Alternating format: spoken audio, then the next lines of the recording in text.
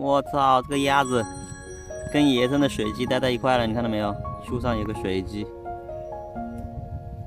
这不知道是不是那一只水鸡？那两只。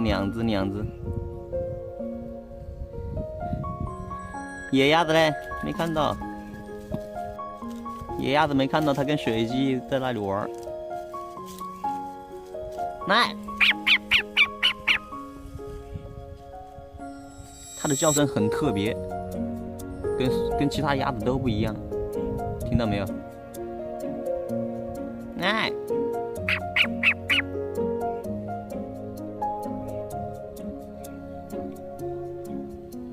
跟野生的水鸡跑。它是跟水鸡一起长大的，所以它在野外它会跟水鸡待在一块。刚刚那是一对水鸡。快点过来，快点！野鸭子跑哪里去了？我都没看到今天。说不定野鸭子回去了，它没跟野鸭子。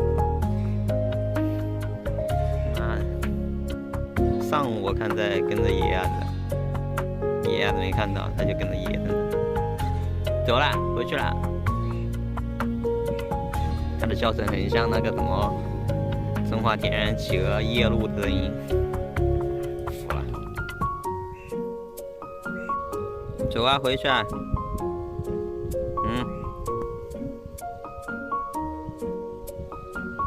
回不回去？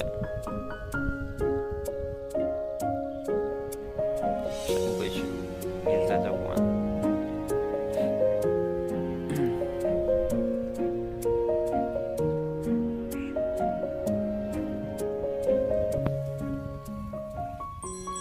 你的水鸡同伴呢？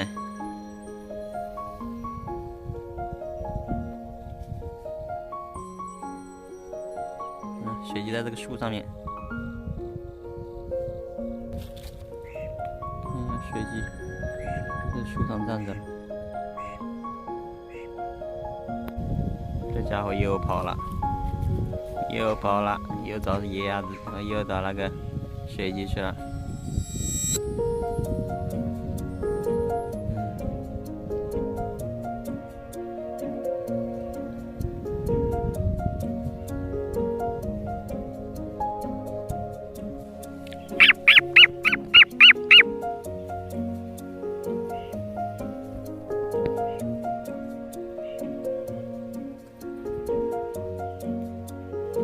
快点过来！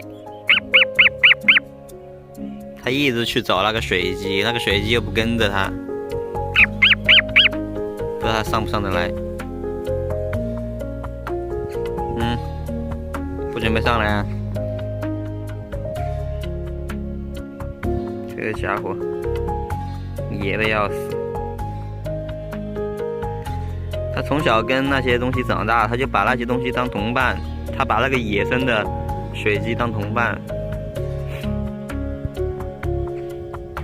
野生的也没什么攻击力，所以很多人说猫你宠物猫你跟你的什么鸟从小一起长大，它也不会去咬。但是呢，就像你没有见过蛇，你只知道蛇很可怕，你突然见到蛇你就吓得不行。但是养蛇的人他一直接触蛇，他就不会怕了。虽然他分得清，那一只猫是不是他一直接触的那一只，但是在野外他已经失去了那种警惕性了，所以他看到猫他不会有天生的那种恐惧。我去找一下野鸭子，野鸭子今天不在场，不跟着野鸭子混，现在跟着野生的鸟混。今天换了个手机，好像录音的声音变了。上来吧，快点！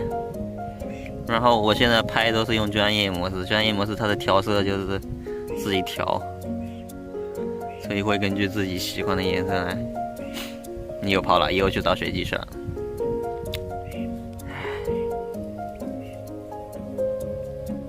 野鸭子自己跑回来了，那个鸭子都不跟着它了，服了。鸭子现在不跟他混了，跟着他混没饭吃，现在跟着野生的水鸡混。走，你去把它带回来，走，去把它给带回来。不回，现在跟着野的水鸡。